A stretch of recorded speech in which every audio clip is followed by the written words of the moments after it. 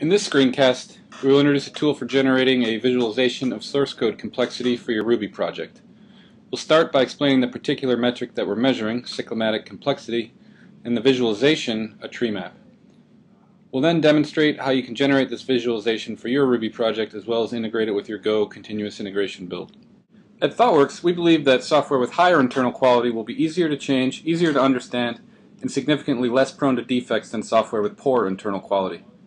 We typically measure internal quality through source code analysis. Here's a list of the metrics we typically consider when we are starting to look at a body of source code. One of the big problems with source code metrics is the sheer density of the data. I cannot page through page after page of tabular data and easily detect patterns. This is why visualizations are key to making good use of metrics. The right visualization allows me to quickly grok a large data set. The right visualization will help me quickly identify patterns and other areas of interest, even without full understanding of either the source data or the visualization technique. Cyclomatic complexity, or the McCabe number, is the metric we're going to take a look at. It's basically the number of linear independent paths through a program. Why CCN is of particular interest to me is that it maps directly to the number of tests that I need to write to verify that a piece of code works. As I insist that my code be testable, this turns out to be a really big deal. Can you imagine trying to thoroughly unit test this method I'm showing you here? We typically pay attention to CCN at the method level and shoot for an average across our code base in the low to mid single digits. A tree map displays a tree or hierarchical structure as a set of nested rectangles. The size and color are each correlated to a different property of the thing that you are visualizing. This use of nesting, size, and color makes it very easy to see patterns. We've recently open sourced a tool allowing you to visualize the cyclomatic complexity of Ruby code using a tree map. Here's an example. This is the popular Ruby rake tool. The nesting is dictated by modules. Size represents lines of code. Color represents complexity, with green being under 5, which is good, blue being between 5 and 10, which might be okay, depending, and red, which is greater than 10. Likely code that's very hard to read and very difficult to test. We built this tool by gluing together Saikuro, an existing Ruby CCN analysis tool, and the JavaScript InfoViz library, an existing tree mapping tool for the browser.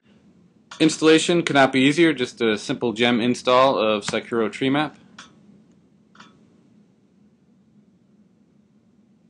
Once you've installed the gem, you'll need to author a rake task in your own Ruby project in order to generate the tree map. Here you'll see one where we've overridden the default code directories. And now I can run my rake task and quickly generate the complexity tree map. There you go. Now that you have your rake task working, the next logical step is to integrate this with your CI build such that the visualization is created for every build. ThoughtWorks Studio's Go makes for a particularly nice integration with its custom tabs at the job level. So here you'll see we have written a job that generates the CCN tree map with every build, and then I can easily go into Go and see it. And because the tab is sticky as I navigate to earlier job runs, it's very easy to see how complexity increases or decreases with every change set. Here's a look at how to configure the metrics job. You'll note that we have the task defined to actually generate the tree map. We define the custom tab, and we also define the artifact. I want to go back to the list of metrics that we typically use to assess the internal quality of source code and make a bit of a disclaimer. If you happen to be working on one of those large enterprisey projects that you just know has a nasty dependency problem, you likely should not start by looking at cyclomatic complexity.